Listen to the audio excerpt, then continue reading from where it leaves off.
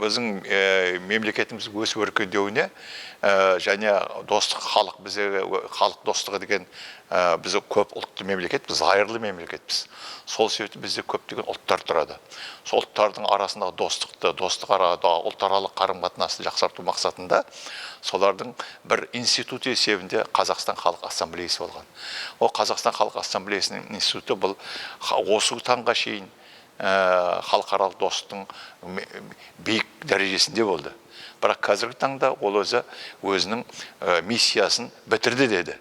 Иә, шынында да біз барлық ұлттар бірігіп, түсініп, біздің ел, қазақ елі, біз қазақстандықпыз деп айтып жүр. Сондықтан осының бәрін түсініп, енді осы деңгейін жеткеннен кейін, енді халық кеңесі деген ұсыныс түсті. Халық кеңесі деп отқанымыз, жылда болатын құрылтайдың орнына халық кеңесі деген орган келе жатыр екен. Бұл мемлекеттік орган деп есептелмейді, бірақ ішінде мемлекеттік орган деп те айтқан.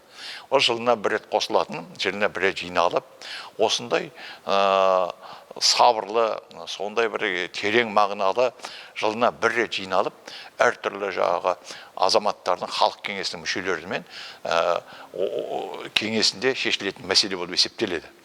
Яғни қазіргі құрылтайдың орнына халық кеңесі болады. Оның ішінде конституцияның ерекшелігі, конституцияның ерекшелігі. Әрбір маслихаттар есебіне 42 адам, жаңа айтып отқан қоғамдық ұйымдар, көптеген қоғамдық ұйымдар біздің мемлекетімізде, сол қоғамдық ұйымдардың ішінен 42 адам, және халықаралық достық деп отырмыз, солардың әртүрлі ұлттардың ішінен, яғни айтқан Қазақ Ассамблеясының арасынан, ұйымдарынан 42 адам сайланып, сөйтіп үлкен бір халық кеңесіне ұсыныс түсіп, құрамын жасақтайды. Енді әрі қарай жүретін болсақ, көптеген экономикалық неге мән берілген.